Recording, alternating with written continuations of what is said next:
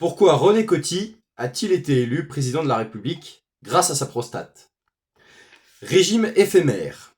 La 4ème République n'a compté que 2 présidents de la République.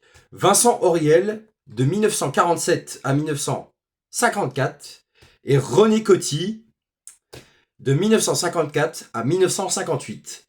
Bien que populaire, ce dernier accepta de quitter prématurément l'Élysée en 1958 pour laisser la place au général de Gaulle et à la 5ème République.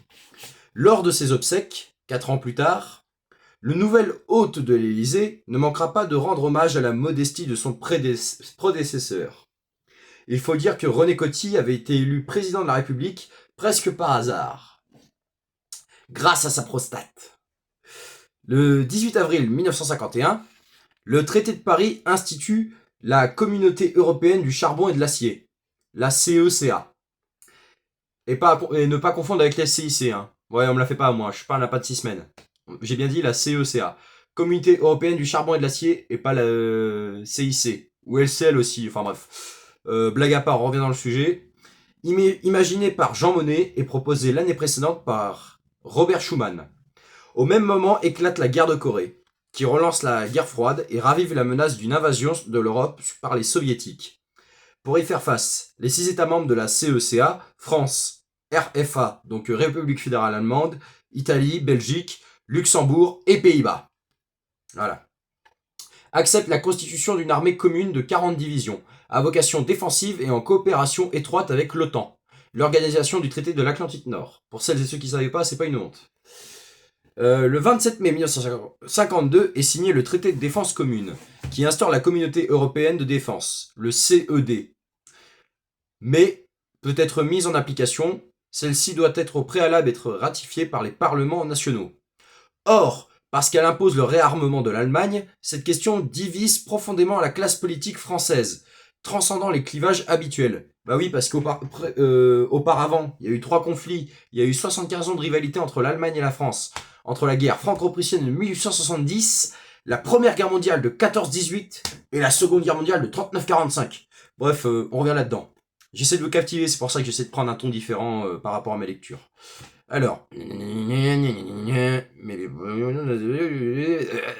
voilà. Si les démocrates chrétiens sont résolument pour, communistes et gaullistes font bloc contre le projet, tandis que les socialistes radicaux et républicains indépendants demeurent partagés. En 1953, le président Auriel annonce son intention de ne pas solliciter un second mandat. Le 17 décembre, le Parlement se réunit en congrès pour élire son successeur. Le président du Conseil des ministres, Joseph Laniel, apparaît comme favori. D'ordinaire, les présidents de la République sont toujours élus au premier ou au second tour, mais cette fois, le scrutin s'éternise. Les prises de position des différents candidats sur la CED empêchent une majorité de se constituer.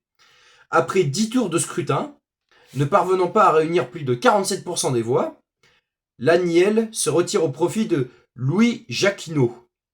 Mais celui-ci se fait encore moins bien. Au 12e tour, Jacquinot décide de se retirer à son tour, en faveur de René Coty, vice-président du Sénat. Coty approche de ses 72 ans et n'est même pas candidat. Il dispose néanmoins d'un atout. Personne ne connaît sa position sur la CED. Et pour cause, il était absent le jour du vote, en raison d'une opération de la prostate. Cette absence involontaire lui permet de récolter la majorité absolue des suffrages au 13e tour. Le 23 décembre 1953, le nouveau président de la République entre en fonction le 16 janvier 1954, après la cérémonie de passation des pouvoirs avec son prédécesseur, Vincent Auriel.